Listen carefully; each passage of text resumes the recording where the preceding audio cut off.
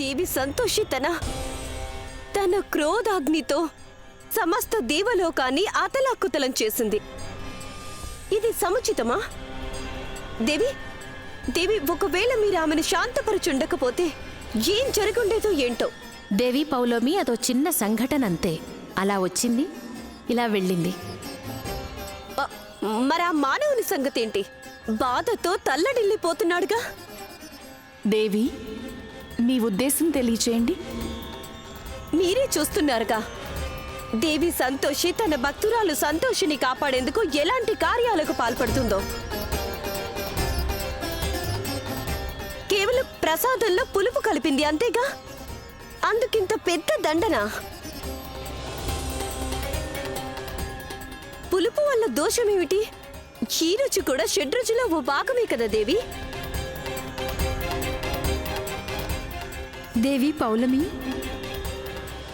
నమ్మకం గురించి ప్రశ్నించడం వ్యర్థం. దేవతలు దేవుళ్లలో కొన్ని ప్రత్యేకతలున్నాయి, వాటిని గౌరవించాలి. ఒకవేళ సంతోషికి పులుపు నచ్చదు అంటే దాని వెనుక ఏదో కారణం ఉండే ఉంటుంది. ఒకవేళ ఎవరైనా మానవుని వల్ల తప్పు జరిగితే అతనికి ఇలాంటి దండన విధించడం సముచితమా?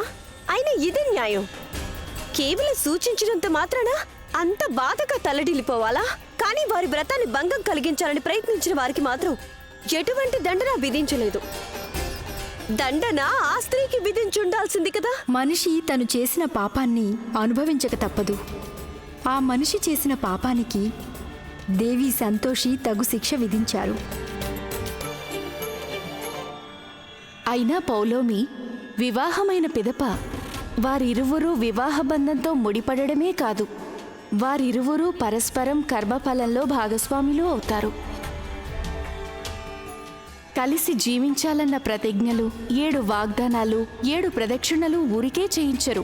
ఒకటి మర్చిపోకండి, ఆ వ్యక్తి తన భార్య చేసిన కర్మఫలంలోనూ భాగస్థుడే. దేవి సరస్వతి, దేవి లక్ష్మి చెప్పినది ముమ్మాటికి నిజం. దేవి పౌలోమి,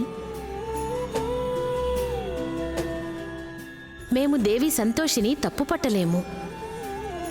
కానీ ఎన్నో మార్లు మనిషి తన ఆత్మీయులకు ఏమైనా కష్టం కలిగినప్పుడే తత్వం నేర్చుకుంటాడు.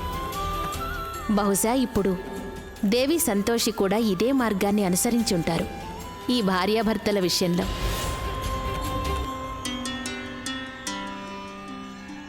అలాగే దేవి, మేం మీకెటువంటి సహాయము చేయలేము.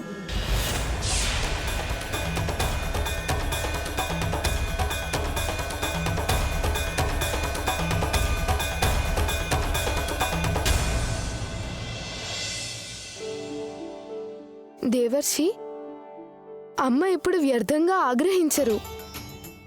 నారాయణ నారాయణ, సత్యం సెలవిచ్చారు గోమాత. ఒకవేళ పొరపాటున వ్రతం భగ్నమై ఉంటే నేను నా భక్తుల్ని క్షమిస్తాను దేవర్షి. అమ్మ, అలాంటి వాళ్ళది నిజమైన ప్రేమ కాదు, అది వ్యామోహం. ఎగ్జాక్ట్లీ చిన్నత్త, నిజంగా ప్రేమించుకున్న వాళ్ళు అలా చేయరు. ఎంత మనసు విరిగిపోతే కన్న కూతుర్ని పట్టుకొని మా దృష్టిలో చచ్చిపోయా ఉంటుందా తల్లి? అది సరే అమ్మా, తన కూతురుతో తన మాట అనేటప్పుడు ఆమె మాటల్లో వ్యథ, కళ్ళల్లో బాధ గమనించావమ్మా? పెద్దబాబుకు బర్త్డే విషెస్ చెప్పు కూడా వెళ్ళాం కదా. ఊరికే ఎలా కాలిపోతుంది? మంట పెడితేనో పడితేనో తగలబడుతుంది.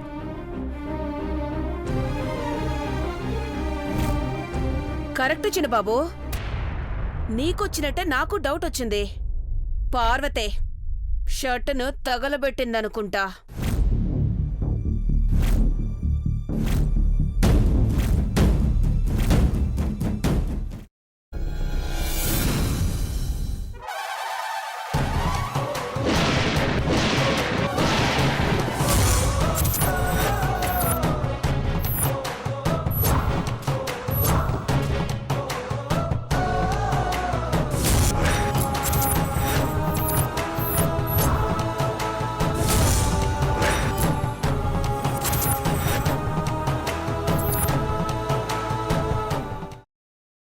తర్వాత పొట్టు తీసేసి చాప్ చేసి పక్కన పెట్టుకోవాలి. ఒక ప్యాన్లో కొద్దిగా నూనె వేడి చేసి అందులో ఆవాలు, మినప్పప్పు, శనగపప్పు, కరివేపాకు, సన్నగా తరిగి పెట్టుకున్న ఉల్లిపాయలు వేసుకుని 1 నిమిషం పాటు వేయించుకోవాలి. ఆ తర్వాత కాల్చి కట్ చేసి పెట్టుకున్న వంకాయని కూడా అందులో వేసుకుని బాగా మిక్స్ చేసి బౌల్లోకి ట్రాన్స్ఫర్ చేసుకుని అందులో తగినంత చిక్కటి పెరుగు లేదా పల్చటి పెరుగు వేసుకుని మిక్స్ చేసి అన్నంతో కానివ్వండి, చపాతీతో కానివ్వండి సర్వ్ చేసినా చాలా బాగుంటుంది.